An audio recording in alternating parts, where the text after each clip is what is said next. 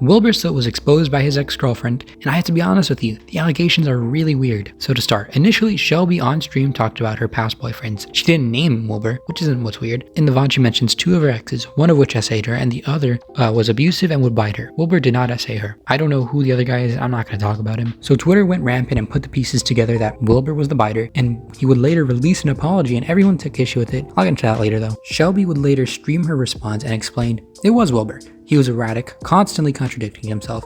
In the beginning of their relationship, he love-bombed her, and then towards the end he became cold and distant. She claimed that he was a narcissist that just wanted to become more rich and famous, and a lot more trivial things. Honestly, him being a terrible boyfriend and a prick isn't that big of a deal. The only serious allegation was that she claimed he was abusive towards her. The thing is, he didn't beat her, which she clarified. He would bite her arms and thighs. She claimed he weaponized her safe word. Often he would wait until she said it, he took a second to let go, and he would sometimes grind his teeth before letting go. Shelby claimed they had conversations about the biting on numerous occasions. She asked him to stop, but he would tell her that's just something he does, and basically implied she would have to get used to it if she wanted to be with him. That's the weird part. So she never says that he didn't follow the safe word. She said he used the safe word as a benchmark for when to stop and would bite down harder, but just for a second. Sometimes he would grind his teeth before letting go. Everyone on Twitter is saying that he violated her consent because he didn't follow the safe word, but she didn't say that. Shelby said that he held the bite for a second after she says the safe word. That doesn't sound like abuse in my opinion. She at no point says that he forced her to stay in the relationship.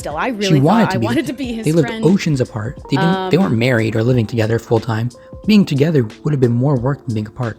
She said explicitly that she wanted to be friends with him after they broke up, but he stopped talking to her. I'm gonna be real with you. From how she described him, he sounds like a terrible boyfriend, but he doesn't sound like abuse. You know, he sounds like a dude with a weird kink. Like, sure, he's an autistic prick, but unless there's things behind the scenes she's not saying, that's not abuse. And I don't think she would make this big response stream talking about how he has ants, but then ignore something actually big. So back to his apology. Here's the thing, everyone is mad that he didn't take accountability, but from his perspective, why would he apologize for being abusive when he doesn't believe he was?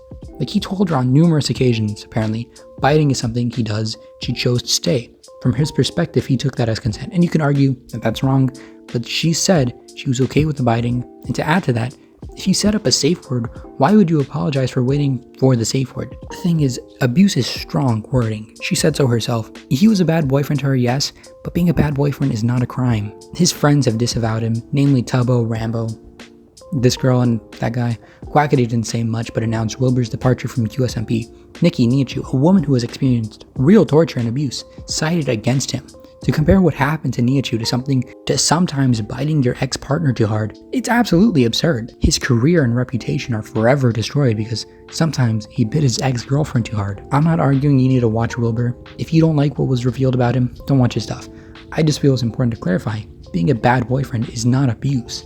And frankly, the fact that Shelby went on this campaign championing herself as a victim of abuse, it's beyond absurd and borderline slander. How brave I am and how I've sparked inspiration or just this feeling of taking power back. Exactly. I couldn't not say my story after that. Exactly. And if you say